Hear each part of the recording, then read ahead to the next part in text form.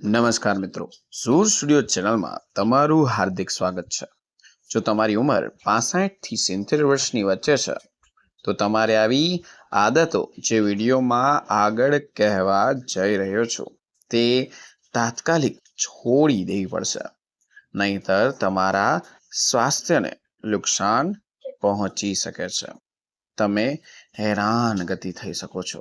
તમારું સ્વાસ્થ્ય જાળવવું હોય અથવા લાંબુ જીવન જીવવું હોય અને તમે 65 કે 80 વર્ષની ઉંમરના સમયમાં અત્યારે હાલમાં છો તો જે તમારી શરીરની કાર્યક્ષમતા છે તે ધીમી પડવા માટે અથવા તમને તમારા ઘટકો તમારા ધીમા ધીમા પડે એવું લાગતું હશે, તમારી રોગ પ્રતિકારક શક્તિ અચાનક ઘટતી હશે। કારણ કે મિત્રો, તમે ખાસ કરીને નાની નાની એવી ગંભીર ભૂલો કરો છો, તમારી બીમારીનું કારણ બને છે। આવી પરિસ્થિતિમાં તમે જરૂરી બને કે આપણી જીવનશૈલી છે તે સમીક્ષ કરીએ, અમુક આદતો છોડી દઈએ તો આપણું સ્વાસ્થ્ય એકદમ સારું અને આગળ જતા જે નુકસાન પહોંચાડવાનું છે આપણા શરીરને તેમાં પણ તમને રાહત મળે છે।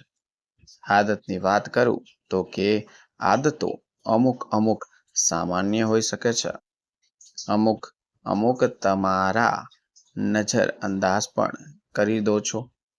જેમ જેમ તમારી ઉંમર વધે છે, સામાન્ય આદત તમારા શરીરમાં ઝેર ભરે છે। ઝેર જેવી આદત તમે જે રાખશો તો તમને 65 થી 80 વર્ષની ઉંમરના લોકોને ઘણી ખતરનાક પ્રોબ્લેમ પડી શકે છે। કારણ કે મિત્રો, ખતરનાક આદત જોઈએ છે અને ખતરનાક જે આદતો વિશે જાણવું તાત્કાલિક તમારે છોડી દેવાનું છે। વિડીયોમાં આગળ વધતા પહેલા તમે કમેન્ટ સેક્શનમાં જય માં લક્ષ્મી લખો, જેથી કરીને માતા લક્ષ્મીના આશીર્વાદ તમારા અને તમારા પરિવાર પર બન્યા રહે।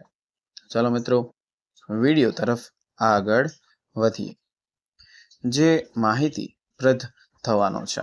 મિત્રો, વિડીયો ખાસ કરીને તમારે ક્યાંય પણ સ્કીપ કરવાનો નથી, નહીતર તમને એક પણ આદત જો તમારા શરીરમાં લાગી જશે તો તમે હેરાન થશો। મિત્રો, પહેલી વાત કરીએ, જે વ્યક્તિ હોય છે જેમ જેમ વૃદ્ધ બને છે તો તેની આરામ કરવાનો સમય વધતો રહે છે। ઘણા વૃદ્ધ લોકો વિચારે છે કે વધુ આરામ કરવાથી આપણું જે શરીર હોય છે, આપણું સ્વાસ્થ્ય સારું રહે છે, પણ મિત્રો કહેવાય છે કે સતત પથારીમાં સૂતા રહેવું અથવા નિષ્કણ જીવન જીવવું સ્નાયુઓને નબળા બનાવવાનું મોટામાં મોટું કારણ છે, જેનાથી તમને ચાલવામાં તકલીફ પડે છે, હાડકાના દુખાવા, સાંધાના જકડન અને નવી સમસ્યાઓ તમને થઈ શકે છે। વધુ પડતા આરામથી સ્નાયુ નબળા પડી જાય છે, મસલ્સ વીક થાય છે, શરીરમાં પાચન સંબંધી સમસ્યાઓ થાય છે, તમને કબજિયાત પણ થઈ શકે છે, રક્ત પરિભ્રમણના અવરોધો ઊભા થાય છે, માનસિક તણાવ, ડિપ્રેશન, આવી ઘણી બધી વસ્તુઓ છે। આવી પરિસ્થિતિઓમાં જો તમે રોજ સાંજે ચાલવાની આદત રાખો, હળવી કસરત કરો, યોગા કરો અને દિવસભર 1 થી 10 મિનિટ ઊભા રહો, તમે ચાલો તો તમારા સ્વાસ્થ્યમાં પણ ઘણો સુધારો રહે છે। તો પહેલી ભૂલ તે છે કે તમારે વધારે પડતું સૂવાનું ટાળવાનું છે।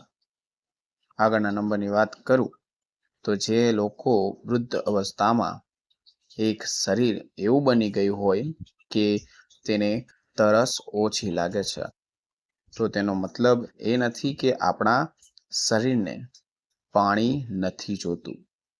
આપણે પાણીને બિનજરૂરી વ્યક્તિ હોય છે અથવા બિનજરૂરી જે વૃદ્ધ લોકો માણસો છે તે પાણી ગ્રહણ નથી કરતા.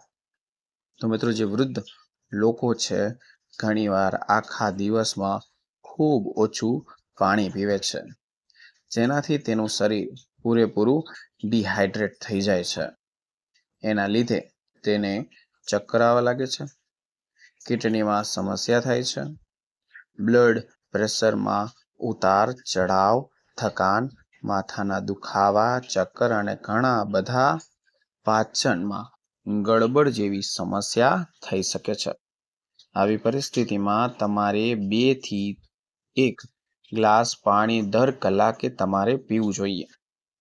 સાથે સાથે તમે જો નારિયેલ પાણી, લીંબુ શરબત અથવા સાદું ગરમ પાણી અથવા ચા અને કોફીની જગ્યાએ તમે હર્બલ ટી પણ લઈ શકો છો. મિત્રો, જેવું તમે આ ગ્રહણ કરો છો તો તમને તમારા શરીરમાં ફેરફાર જોવા મળે છે. તમારી મોટામાં મોટી ભૂલ છે તમે પાણી ઓછું પીવો છો. તો બને તેમ પાણી વધારે પીવાનું છે. મિત્રો, ઘણા વૃદ્ધ લોકો છે જે ઉતાવળમાં તો સ્વાદ માટે, પોતાના મોઢાના સ્વાદ માટે બિસ્કિટ, નમકીન, બ્રેડ, પેકેટ ફૂડના પેકેટ અથવા મીઠું, ખાંડ મિત્રો બધું જમતા હોય છે, ખાતા હોય છે. તો કહેવાય છે કે પ્રિસ્વેટરિંગ એટલે કે વધુ પડતા બ્લડ પ્રેશર વધે છે. જે લોકો ખાંડ ખાય છે એને ડાયાબિટીસ જેને હોય છે એમ ખાલી મોઢાના સ્વાદ માટે સમસ્યા ઊભી થઈ શકે છે. લીવર કિડનીના પ્રોબ્લેમ થઈ શકે છે. શરીરમાં સોજાનો નબળાઈ આવી શકે છે. સ્થિતિ તમારા શરીરમાં ચાલુ થઈ જાય છે. તો હંમેશા યાદ રાખવાનું છે કે તાજું ભોજન ખાવાનું છે અને તમારે શું લેવાનું છે તો કે હેલ્ધીમાં તો કે મગફળી, ચણા, ખાખરા. જ્યારે પણ તમને જમ્યા પછી જ્યારે 3 વાગે અથવા 4 વાગે ત્યારે તમે આવો હળવો ખોરાક ખાઈ શકો છો, જેમાં થઈ ગયું ખાખરા, ચણા, મગફળી અથવા શીંગ પણ સામેલ કરી શકો છો. મિત્રો, જે ફળો છે જે પેકેટ વિના જોવા મળે છે તે ગ્રહણ કરી શકો છો. મિત્રો, હજી સુધી વિડીયો ગમતો હોય તો વિડીયોને લાઈક કરજો, જેથી કરીને સ્વસ્થ રહેવાના વિડીયો તમારી સમક્ષ અમે રજૂ કરતા રહીએ. નવા હોય તો સબસ્ક્રાઇબ કરજો, બેલ આઇકોનને ઓલ ઉપર સિલેક્ટ કરી દેજો, જેથી કરીને નવા નોટિફિકેશન તમારી સામે પ્રસ્થાન રહે. મિત્રો, આગળની વાત કરું, જે લોકો ડૉક્ટરની સલાહ લીધા વગર જ ઘણા બધા માણસો હોય છે જે મેડિકલોમાં અથવા તેના ઓળખીતા વ્યક્તિઓ પાસેથી દવા લેતા હોય છે. દવા કેવી હોય છે તો કે માથાના દુખાવાની દવા. તો તમે ઊંધો ગેસ ચડતો હોય તો દવા લ્યો છો. મિત્રો, આ પણ શરીરમાં, કિડનીમાં, લીવરમાં ખરાબ અસર પાડે છે. બ્લડ પ્રેશર, શુગર લેવલ તમારું પૂરેપૂરું બગડી જાય છે, કારણ કે દવાઓની આદત પાડો છો. આવી પરિસ્થિતિમાં કોઈ પણ ડૉક્ટરની સલાહ લીધા વગર જો તમે ઘરે ઉપચાર કરીને ડાયરેક્ટલી મેડિકલ સ્ટોરમાં જઈને કોઈ પણ દવા લ્યો છો અથવા કોઈ પણ વસ્તુની તમે કોઈ સલાહ લઈને ડાયરેક્ટલી દવા લેવા જાઓ છો અને કેટલાક પાવરની દવા તમે લ્યો છો તો તમારી કિડનીમાં પ્રોબ્લેમ પડે છે. તો મિત્રો, આ તમારી મોટામાં મોટી ભૂલ છે, જે ડૉક્ટરને પૂછ્યા વગર જ તમે દવા ગ્રહણ કરો છો. તેના સાઈડ ઇફેક્ટ પણ જોવા મળે છે કે માનસિક થાક થવો, ચીડિયાપણું, હૃદયનું જોખમ.